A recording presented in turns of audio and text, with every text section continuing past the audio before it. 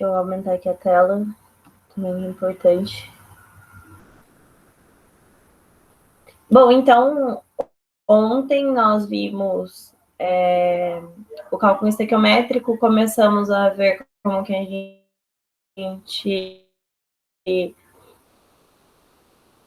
identifica os compostos inorgânicos, vimos a nomenclatura de ácidos e sais, né? Então, para a gente começar, as bases diferentemente dos ácidos, elas têm uma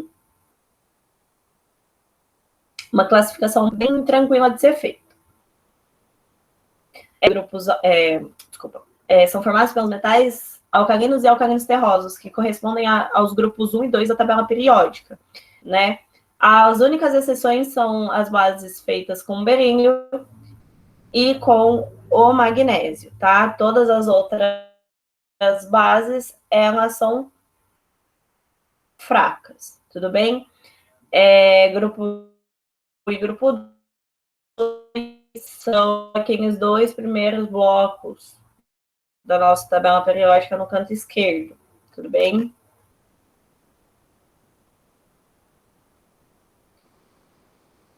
Seguindo, se eu conseguir. Obrigada.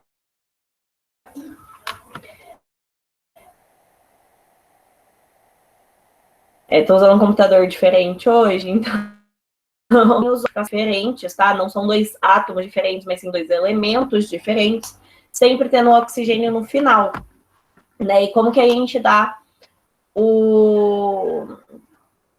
a nomenclatura do óxido? A nomenclatura do óxido a gente precisa treinar um pouco, porque ela aparece de diferentes formas.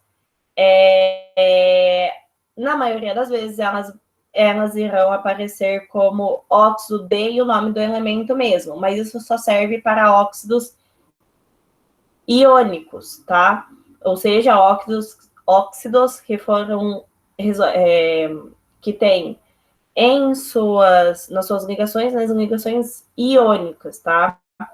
E para esses com os NOx fixos, porque como a gente viu ontem, a depender do elemento, ele pode aparecer. Nossa, hoje a dicção tá difícil.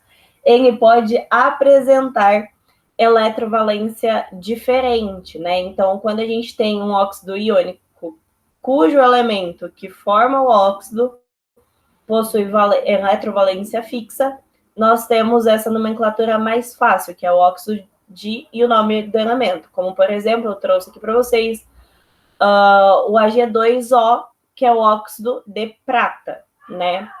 Quando a gente não tem o NOx fixo, né? A gente tem a eletrovalência variável, né? A gente tem números de oxidação diferentes, né? Que é o NOx. A gente tem que colocar na frente da nomenclatura a eletrovalência em algarismos romanos, né? Referente à eletrovalência. Então, se a gente tem Fe2O3, a gente tem o óxido de ferro 3. Será que eu consigo pegar a caneta?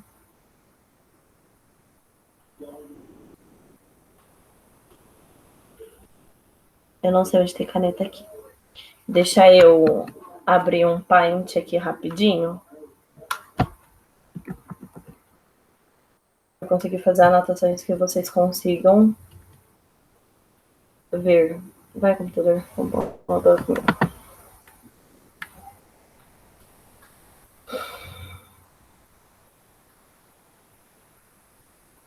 Deixa eu trocar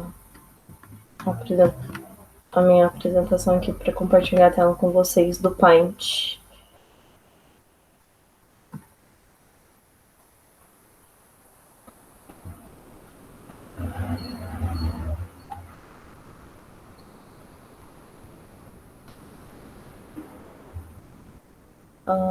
Tela inteira.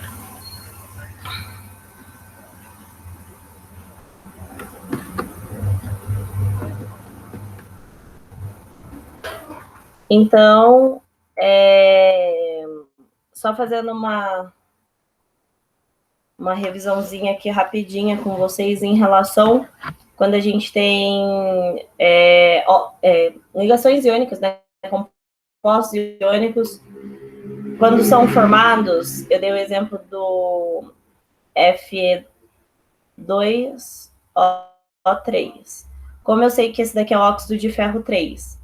Porque o índice de um é a valência do outro, né? É a regra do escorrega que a gente fala na química inorgânica. Então, isso quer dizer que esse número que está em índice para o ferro, antes era a valência, ou, né, isso também pode chamar do número de eletrovalência, muitas vezes correspondente também ao número do NOx, dos elementos, do oxigênio nesse caso. Então, eu sei que o ferro é ferro 3, porque o índice do oxigênio aqui está 3. Então, aqui era ferro mais 3 e oxigênio mais... Opa, mais não. Menos 2. Agora, se eu tivesse apenas FeO, eu sei que esse daqui é o óxido de ferro 2. Temos uma pergunta no chat. Opa, boa noite.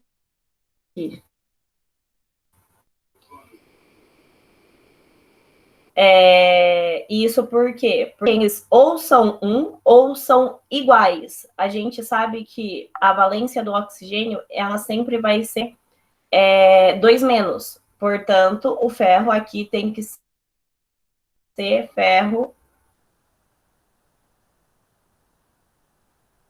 2 mais, né? Então, a gente tem ferro 2 mais e oxigênio 2 menos, pela regra do escorrega.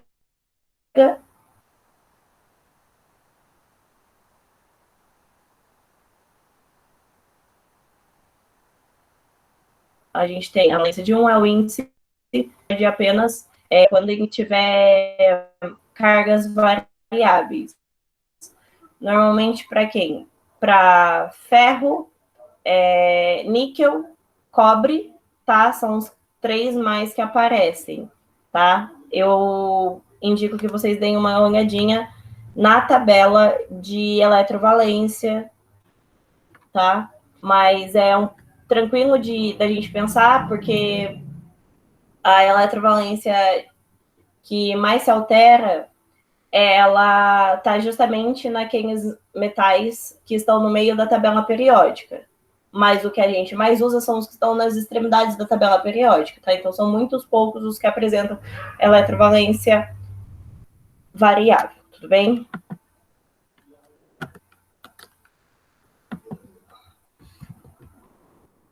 Agora, deixa eu voltar aqui.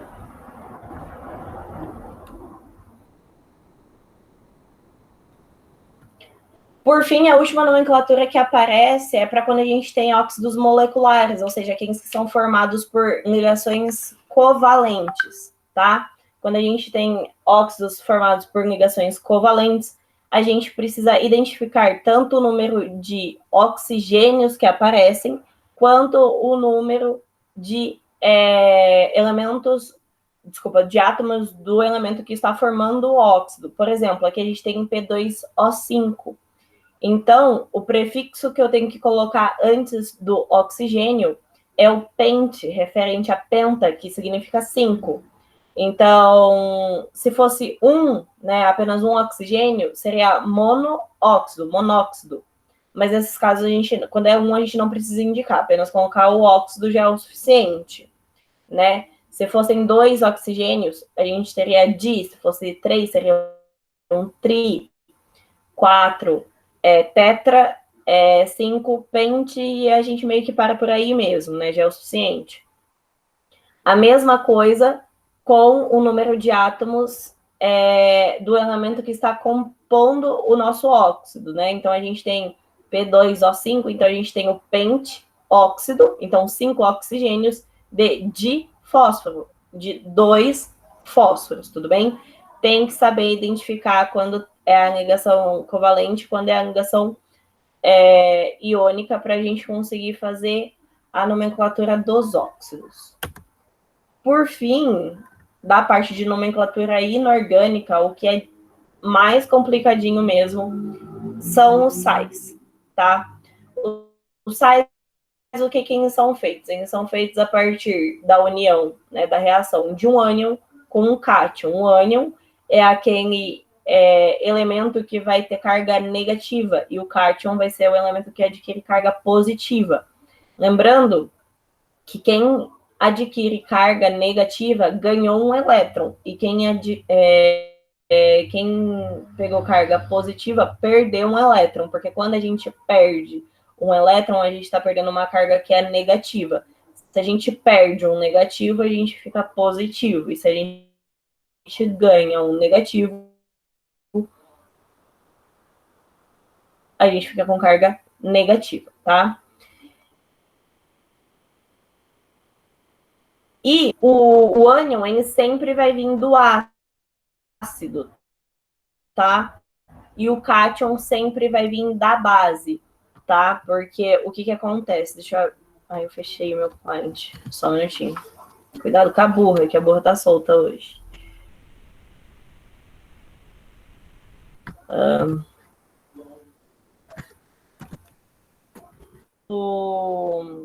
O nosso ácido, a gente já viu que sempre vai começar com H, XO, quando a gente tiver...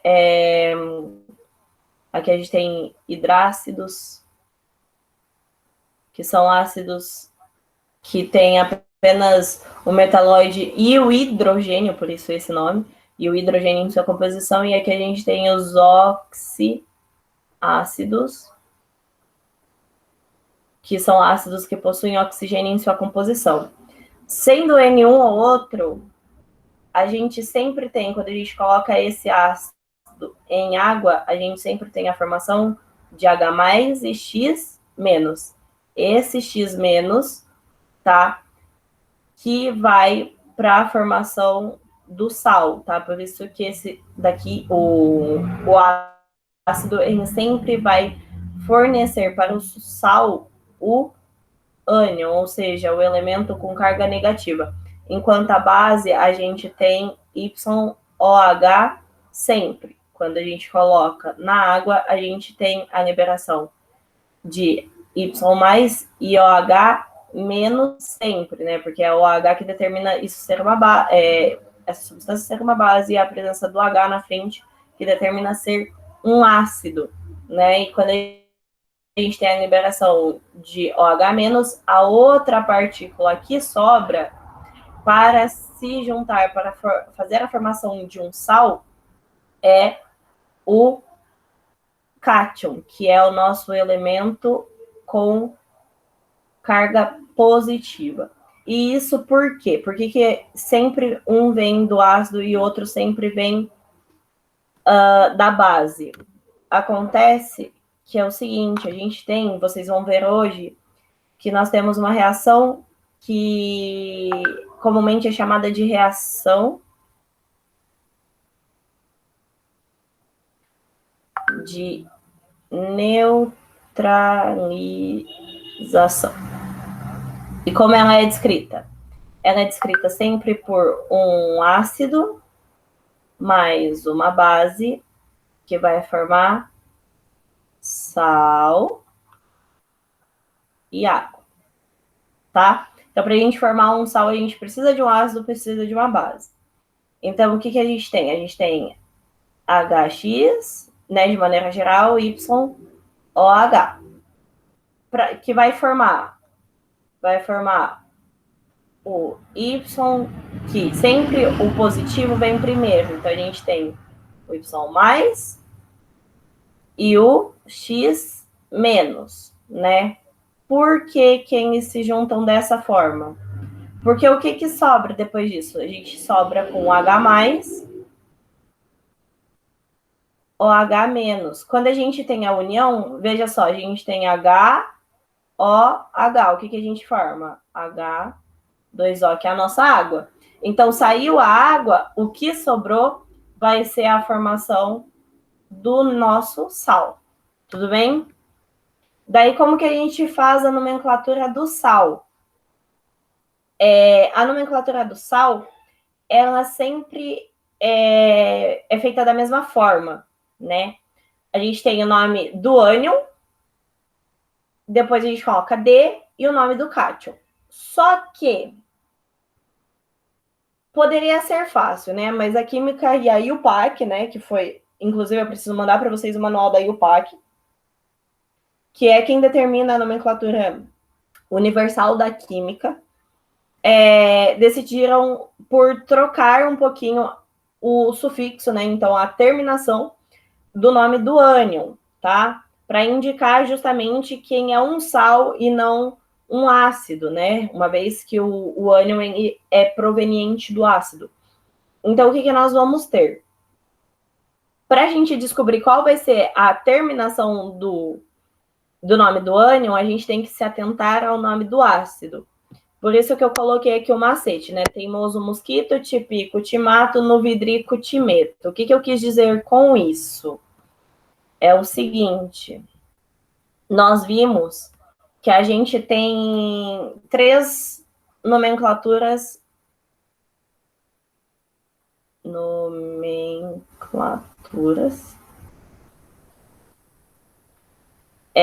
para os ácidos, né?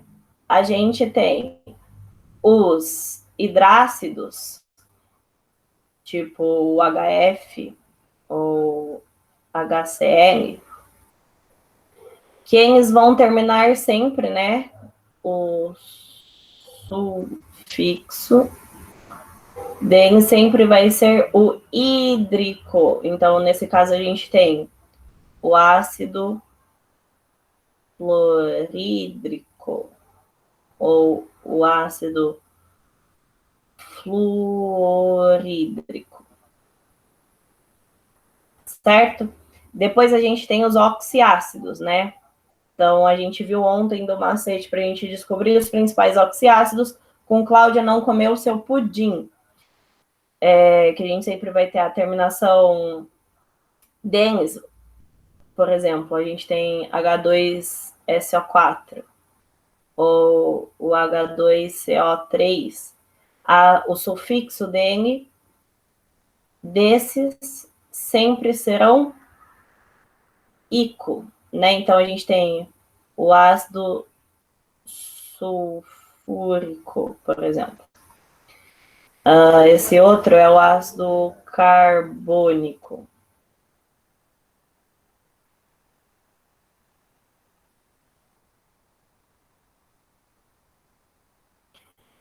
E se a gente retira um oxigênio deste, né? Então, menos um oxigênio em oso, né? Então, a gente tem menos do que o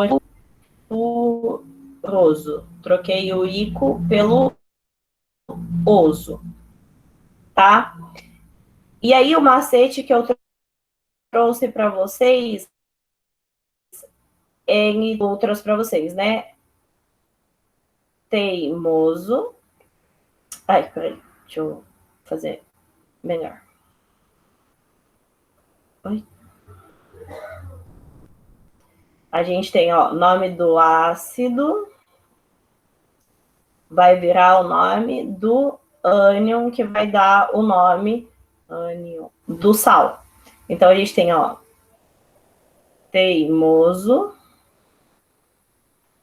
mosquito. Ou seja, o ácido terminou com o sufixo oso, o ânion vai ter o mesmo nome, só que com o sufixo ito. Ito, tá? Tepico, então o ácido terminou com ico, o ânion dele vai terminar em ato. Então, tipico, timato. Novidrico, timeto. Ou seja, o ácido terminou em hídrico, o ânion vai terminar em eto. tá? É bobinho, mas ajuda bastante a relembrar. Então, por exemplo, a gente tem... Qual que é o sal que a gente mais conhece? É o sal de cozinha, né? O que a gente tem mais fácil acesso. O sal de cozinha, ele é o NaCl. Ele é proveniente do HCl mais o NaOH. O H juntou com o OH, formou água. O que sobrou formou o sal, né? Então, a gente tem... Aqui, nós tínhamos o ácido clorídrico. E aqui nós tínhamos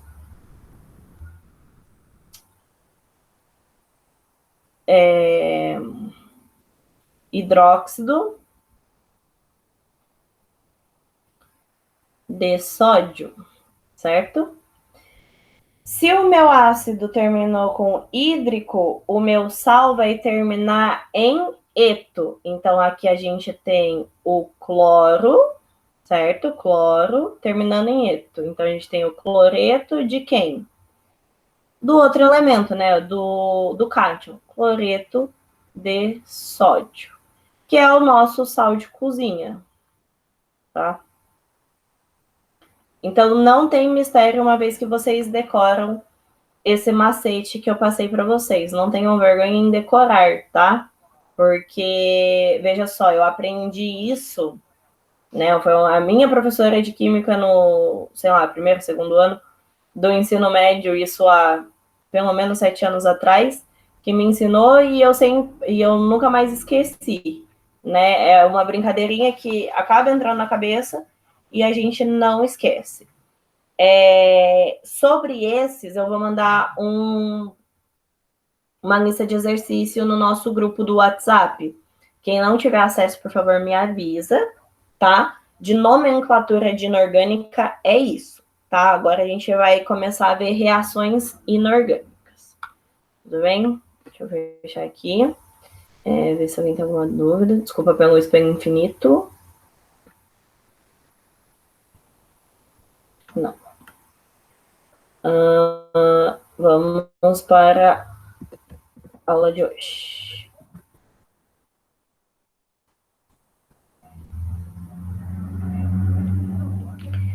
Então, as reações inorgânicas, elas têm que acontecer entre dois compostos inorgânicos, tá?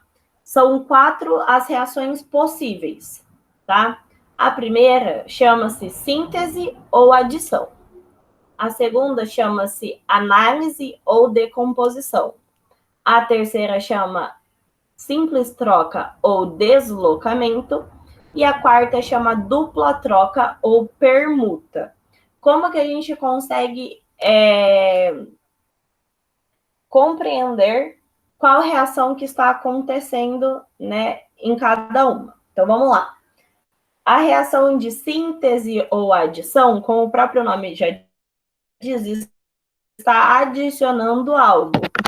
Então, a gente precisa, para a gente ter uma reação de adição, a gente tem que ter 2 ou mais reagentes para formar um único produto. Então, você tem, quando você soma o seu dinheiro com o dinheiro de outra pessoa, ou as suas maçãs com as maçãs de outra pessoa,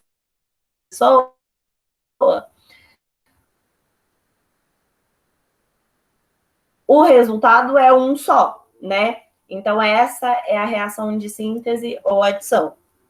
Então, aqui, como vocês podem ver, reagindo com o hidrogênio,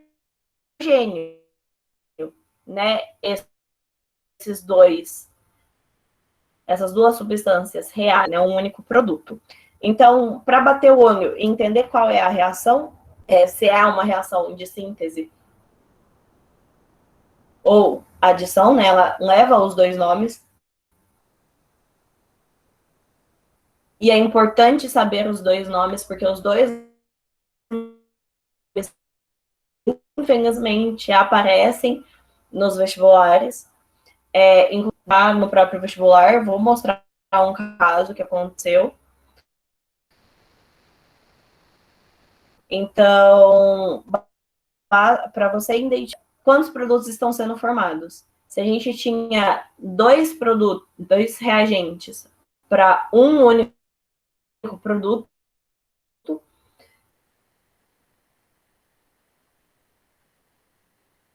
a formação de um único produto, ela, tá? Mesma coisa pro SO3 com a água, né? SO3 é um gás, né? O trióxido de enxofre.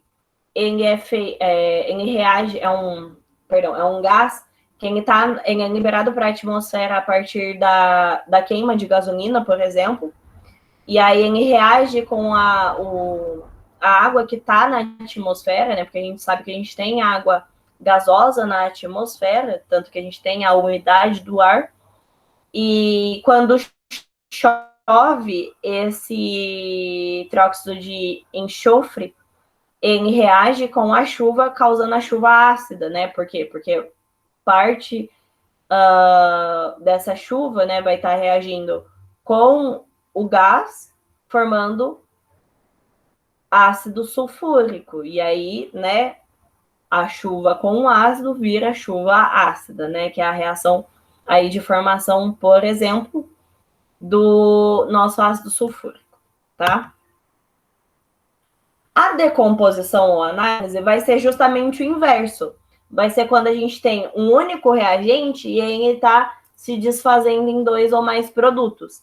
Então, pensa na decomposição mesmo. Decomposição, assim, tipo, de um alimento, né? Você tinha ali a sua maçã e a sua maçã estava inteira e intacta, perfeita.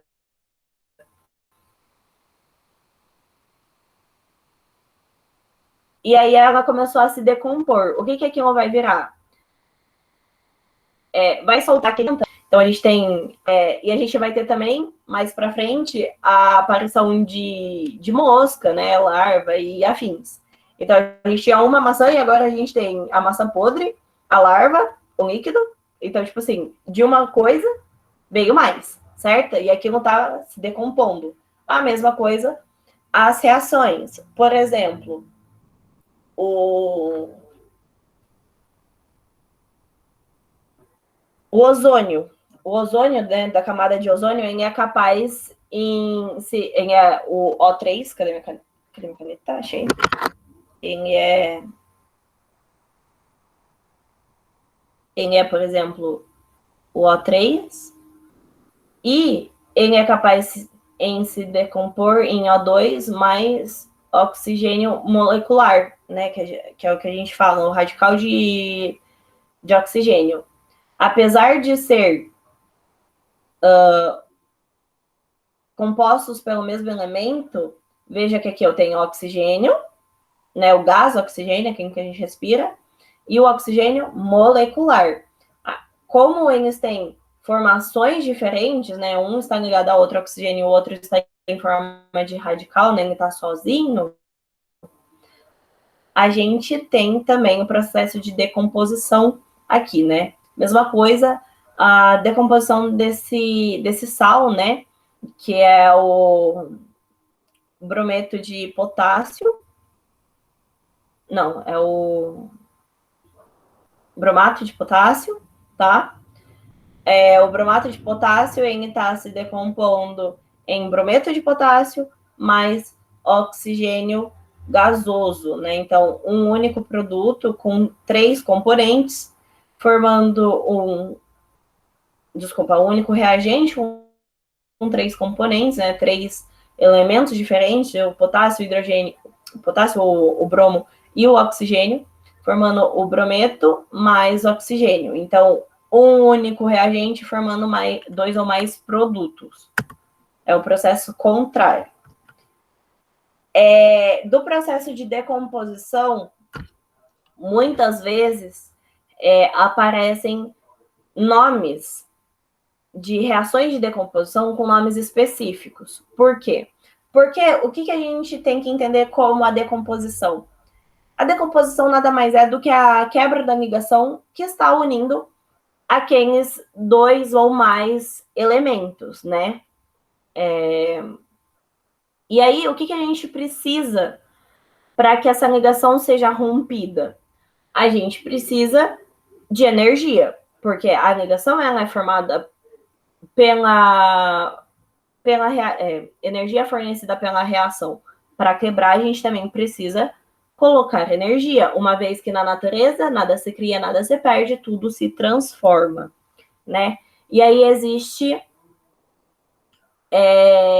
reações de decomposição que são casos específicos, tais como a eletrólise. Veja que aqui em cima tem um izinho. Esse izinho pode ser tanto um i quanto um raiozinho assim em cima. Eletrólise, tudo que termina em lise quer dizer quebra, tá? Terminou em lise quer dizer quebra. Quebra de quem? Quebra da ligação, né? Eletro vem de energia. Então, a gente tem um caso específico da decomposição, que é a quebra das ligações por meio da adição de energia, nesse caso, energia elétrica mesmo, tá?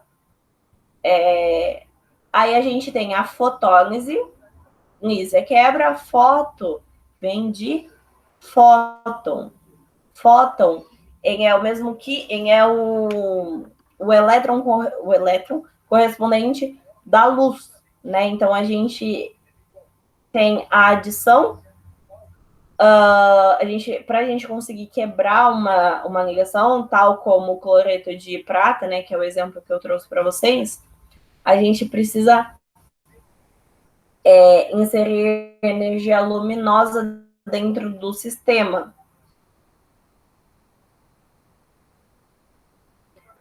E a gente ainda tem a pirólise. Piro, gente, vem por meio do aquecimento, tá? Por que eu trouxe isso para vocês? Porque às vezes no exercício fala de uma tal reação que ocorre através de fotólise. Viu um lise no final? Pode até não lembrar. Em química, sempre a quebra ela vai estar relacionada à quebra de ligação, tá? Então, viu um lise no final do nome da reação, lembrem-se que vai ser uma reação de decomposição, tá? Aí, a gente tem o terceiro caso, que é o caso da reação de simples troca. A reação de simples troca, ela ocorre entre uma substância simples. Vamos lembrar o que é uma substância simples. É aquela que é formada por apenas um elemento, não é um átomo, é um elemento. Então, a gente tem tanto, por exemplo, prata metálica, né, que a gente chama, como a gente pode ter, por exemplo, e aí nesse caso ela vai ser só um átomo de prata, a gente pode ter Cn2 ou, sei lá, O3, todos eles, independente do número de átomos que tenham, desde que sejam compostos por apenas um elemento, eles serão substâncias simples, enquanto a substância composta são aqueles que são compostos por dois ou mais elementos, tá? Que pode ser, por exemplo, a água,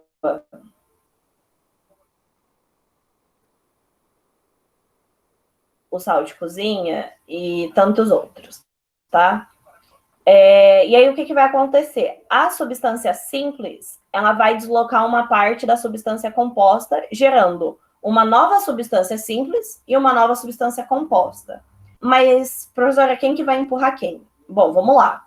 Se a substância A, ela tiver uma tendência maior em formar cátions, né, ou seja, em adquirir uma carga positiva, ou seja, perder elétrons, ela vai empurrar a primeira parte da substância composta, porque a gente viu que a primeira parte da substância composta é sempre formada pelo cátion, tá?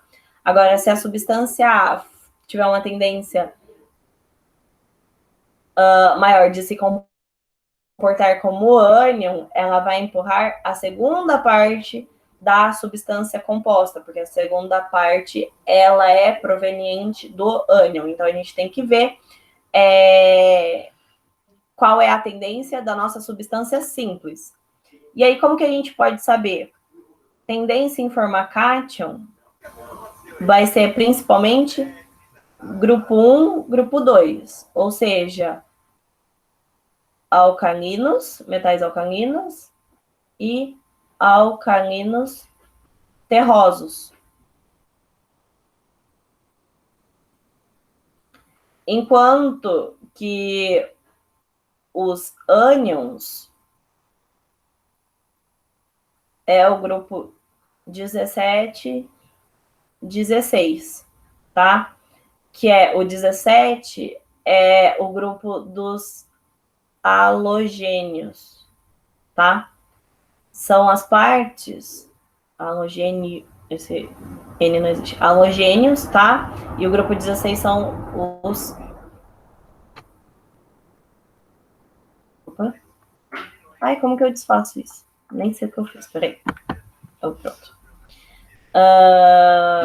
Halogênios, né? E o grupo 16 são os calcogênios.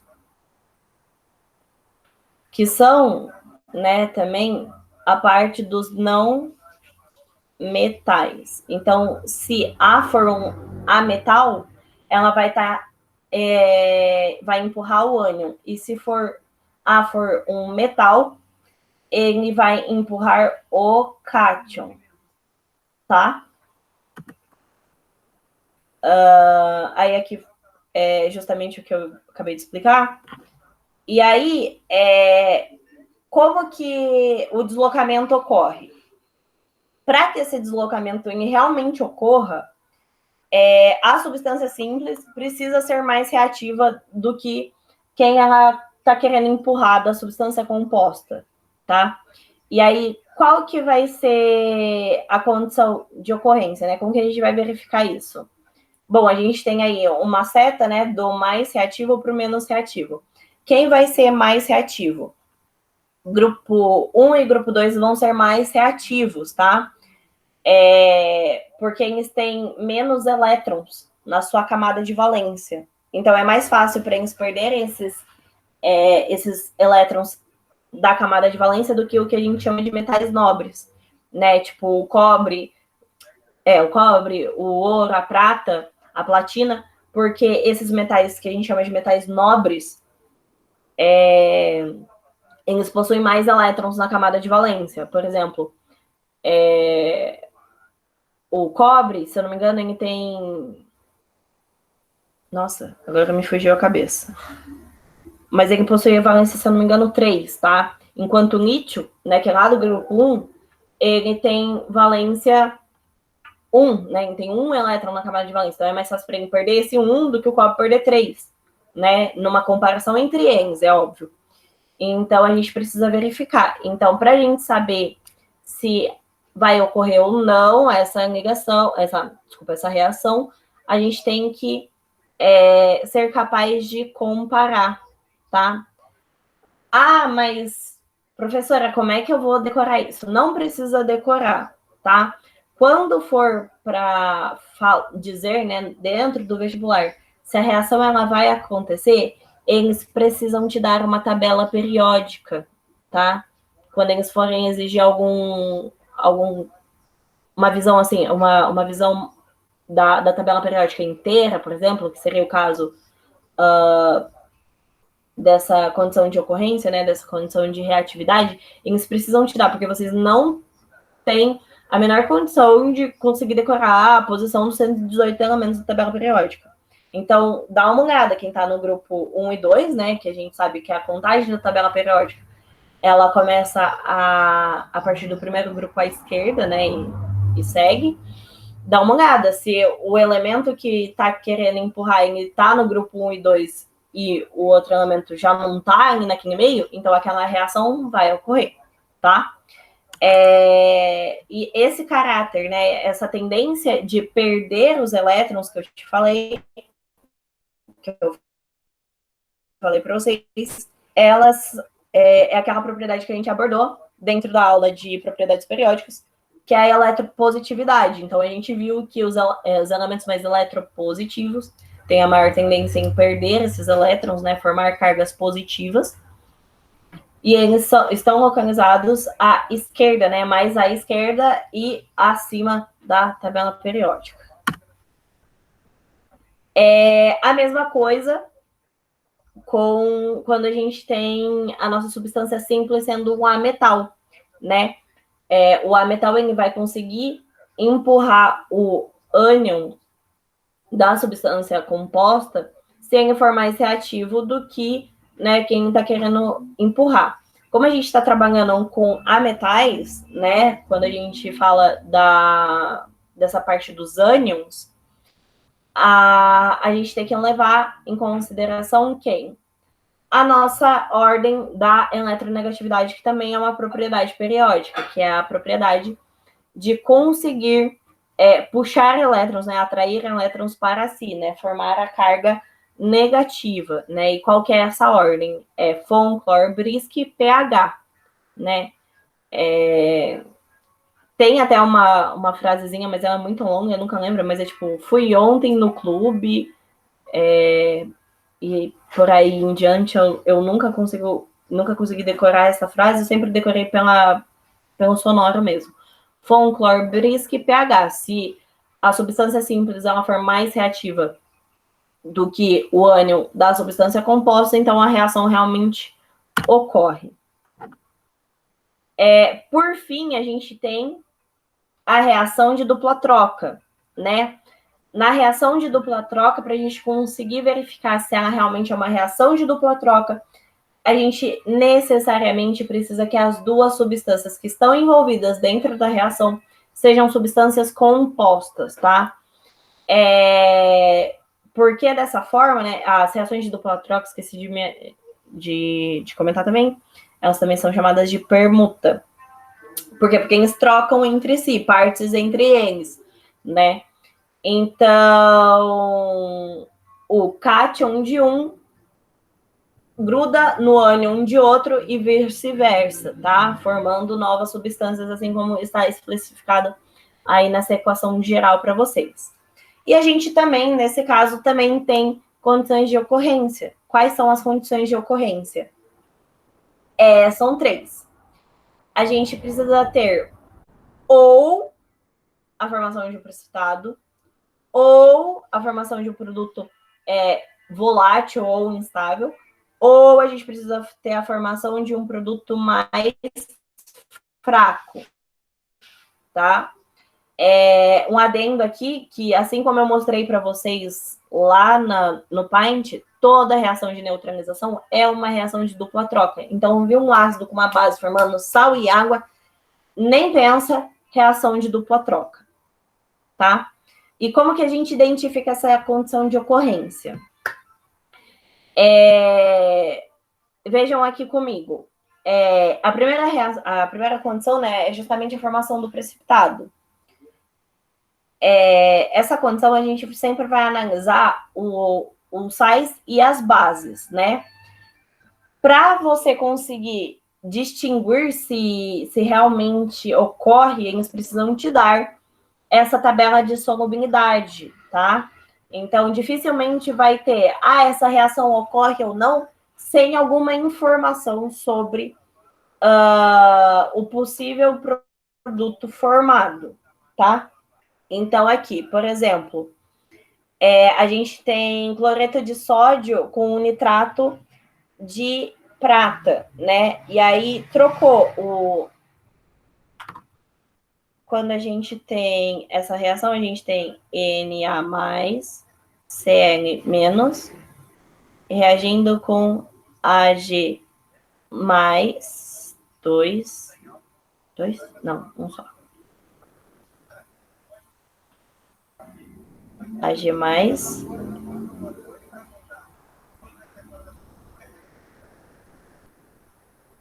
mais NO3 menos.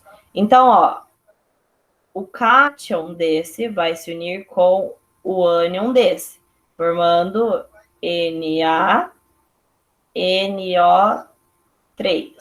Como as cargas são iguais, a gente não coloca, desculpa, como as valências são iguais, a gente não coloca índices, né?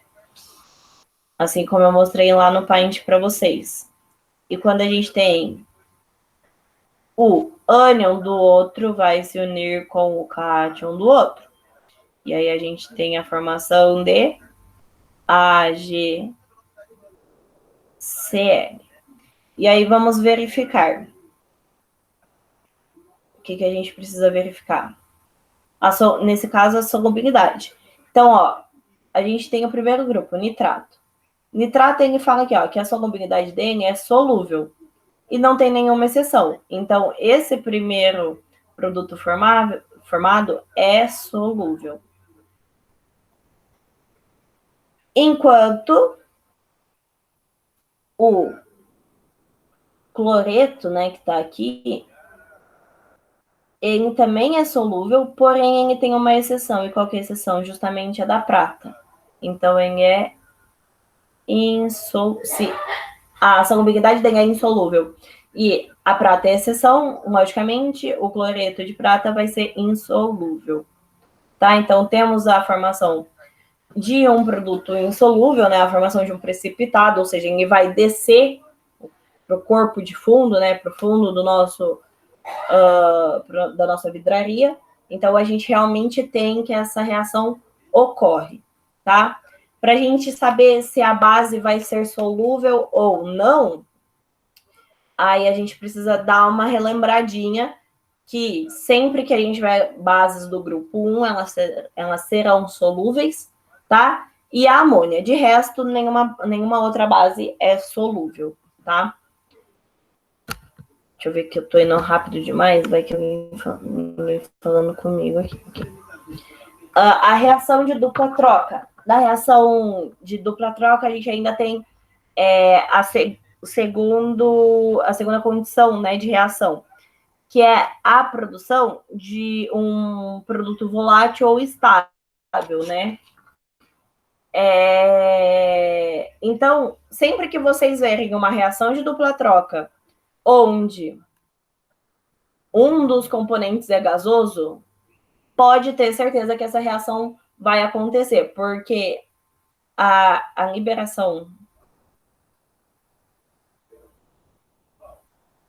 de gás, ela é evidência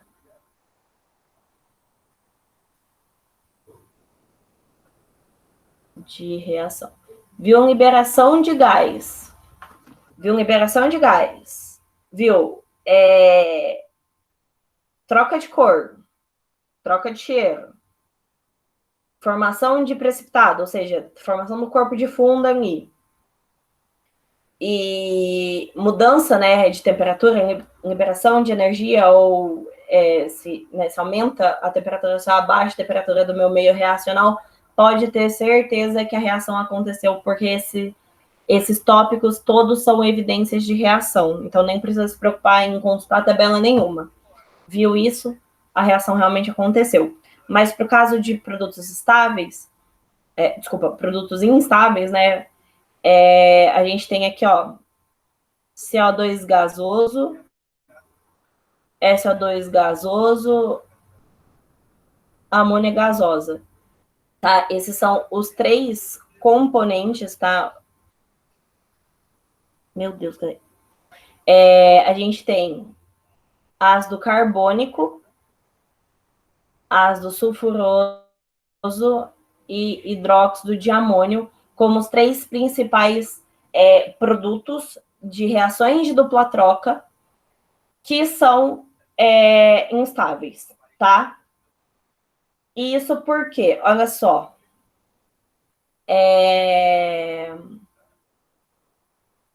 quando a gente tem a reação aqui, né, de dupla troca que acontece entre o carbonato de cálcio e o ácido nítrico, a gente tem a formação do nitrato de cálcio e o ácido carbônico, né?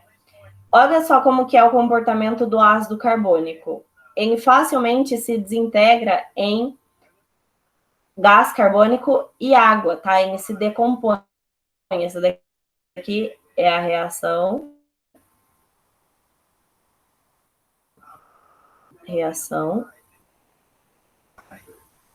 de decomposição, tá? Porque, ó, um reagente para 2 produtos, né? E aí, quando a gente coloca uma reação embaixo da outra, a gente consegue cortar, né,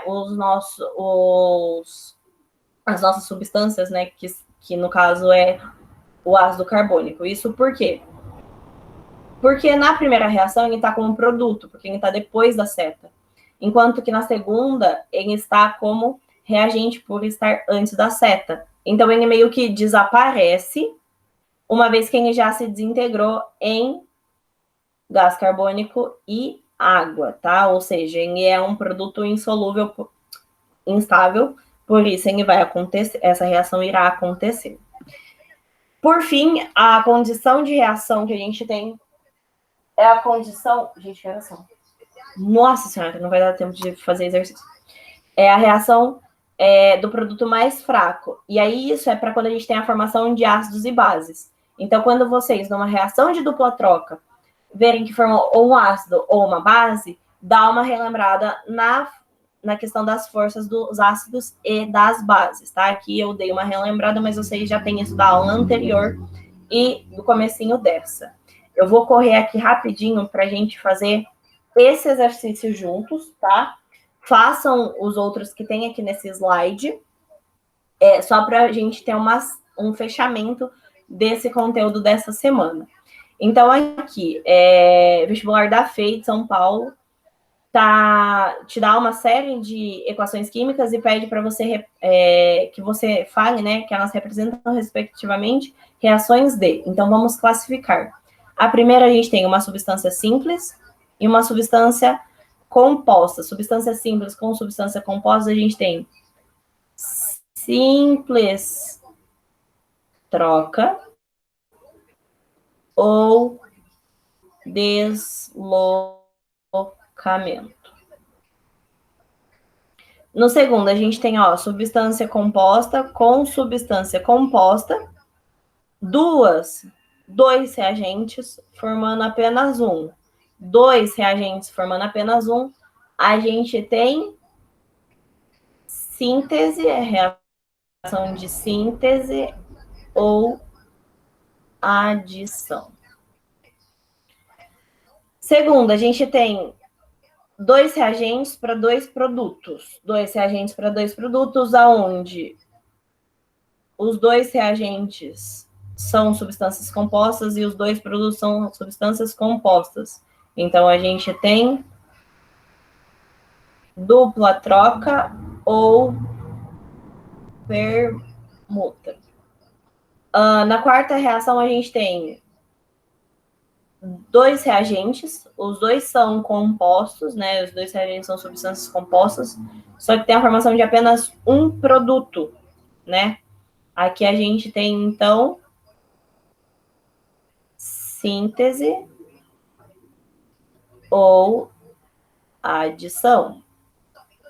E por fim, a gente tem Na2O4 formando 2 Na2. Aí você fala, professora, mas a gente viu que para decomposição a gente tem que ter a gente tem um reagente para formação de pelo menos 2 produtos. Mas vejam que a gente tem esse coeficiente estequiométrico 2 na frente, ou seja, essa reação também pode ser descrita dessa forma. Então, a gente tem também uma reação, sim, de decomposição, né, nesse quinto caso. Então, a gente tem a decomposição ou análise. E aí, qual que a gente tem? Ó, a primeira é simples troca, então não pode ser a letra A. Não pode ser a letra B. Pode ser a letra C, porque é simples troca. Pode ser a letra D, porque também é chamado de deslocamento. Não pode ser a letra E, porque não é síntese, né? A segunda é síntese ou adição. Então, não pode ser a letra C, porque na letra C a segunda está como dupla troca, né? E ela é uma de síntese ou adição. Vamos ver se a letra D bate todas. Deslocamento na primeira, síntese na segunda, dupla troca ou permuta na terceira, síntese ou adição na quarta e decomposição ou análise na quinta. Então, realmente, a gente tem a letra D como correta, tá? Fiz correndinha aqui para dar tempo. Meus amores, muito obrigado por terem participado. Eu peço mil desculpas por ter feito correndo, mas aqui é muito conteúdo para uma aula só. Vou passar exercício no nosso grupo, tá? Tá bom, obrigada. Já vou colocar o exercício. Imagina, que isso. Qualquer dúvida, não tenham vergonha em me chamar no privado, tá? Não sei se o próximo professor já chegou, mas eu vou finalizando por aqui. Até semana que vem. Obrigado, boa noite. Boa noite.